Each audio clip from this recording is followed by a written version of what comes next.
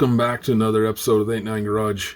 In today's episode, we're going to be extending the drive on my daughter's laptop, and it has an NVMe M2 drive in it.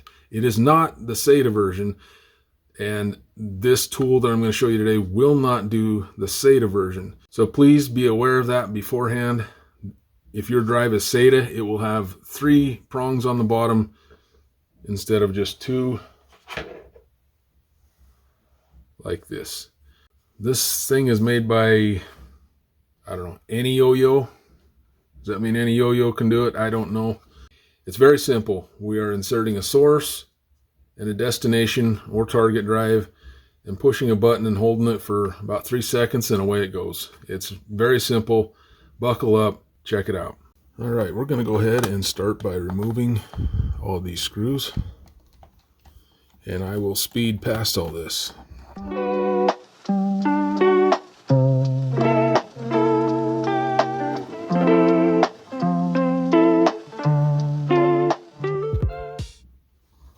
Alright, we have all our screws out, so I like to come over here. Just get a little bite like that, and then we'll just go around and just pry up a little bit. Pretty soon, here we are. All right, what we have in here right now is a really cheap SSD that I'm not impressed with. Don't even know how to say that brand. Fanixnia, I don't know what the hell it is, but it doesn't work. Yes, there's a little adapter so you can put short ones in a larger space, etc. And I went ahead this go around and just bought a full-size one. This is what we're going to be putting in here. You're going to want to make sure that you get the right size so it will fit for you, or you can use that adapter. This one here is full size, so it'll just fit right there.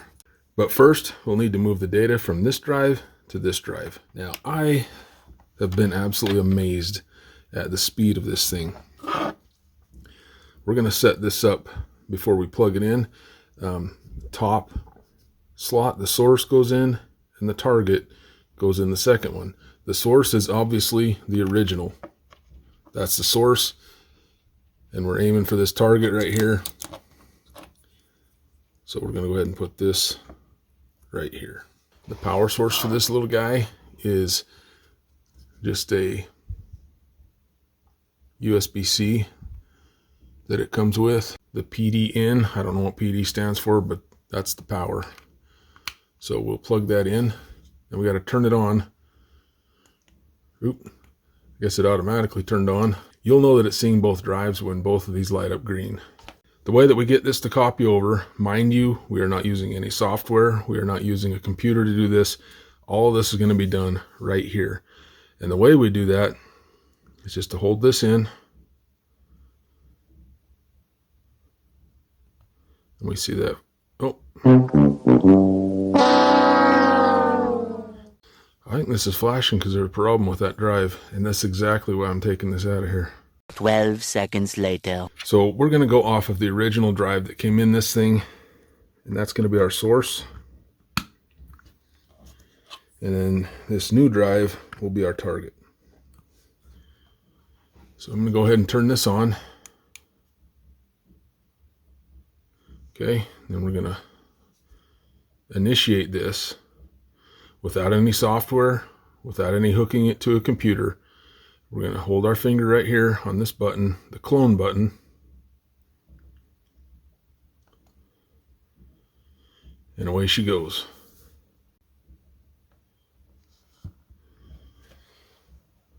Really quick. It's 8:28 right now. I'll bring you guys back in when this thing is done. As this gets to 25%, this will light up 50, 75, 100%. We're already at 25%. It's only been 2 minutes. This thing is fast.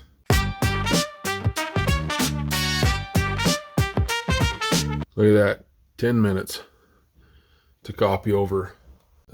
256 gigs is what this is. And I was just thinking the reason why that was actually flashing was not because this drive is bad. It's because this drive is actually a 512, I think, or 500 gigabyte. And this is 480. What that was probably telling me is this drive, the source was bigger than the target drive, and it cannot do that. So this one here, let me turn this off. This one here is only 256, I believe. She's a little warm. I think it's 256, maybe 250. There's a lot of people that will probably say I should be wearing a ground strap. Yeah, probably so. But I've never had one of these not work. All right, I'm gonna speed this up real quick while I put all these screws back in. No sense in you guys needing to watch all that.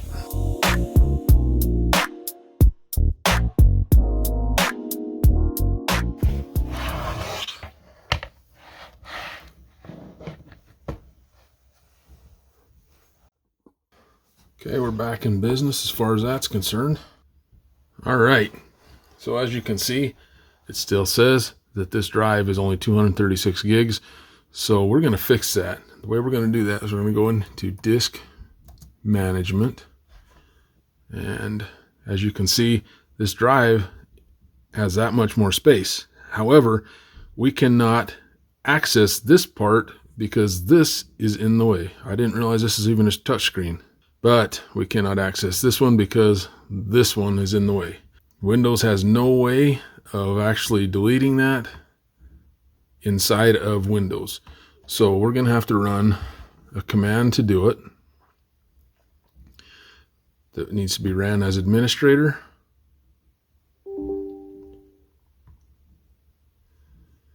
And this is called disk part, which stands for disk partition. Just type that, hit enter, and here we are. And then we're going to do list disks, or list disk. And we're going to be accessing disk 0.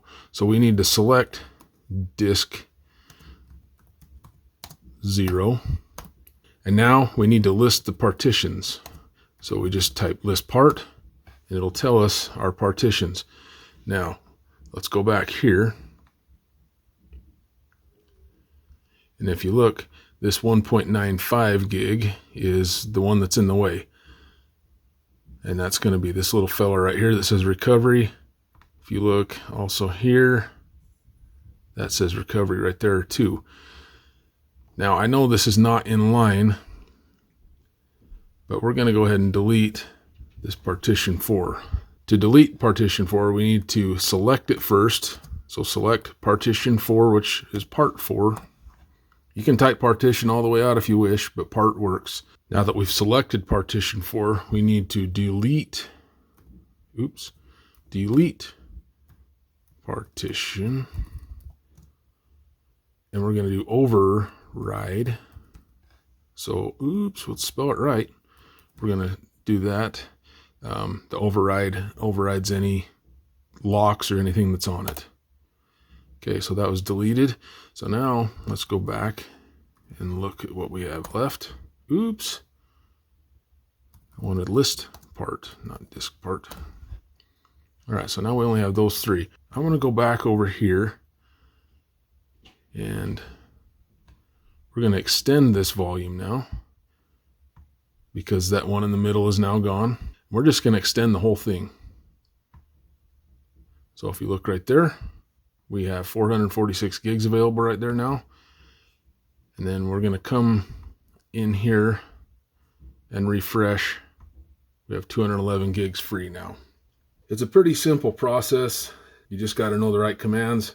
Windows will do what you need it to if you just know how to do it. This thing right here is a lifesaver. It's way faster than doing it through Windows.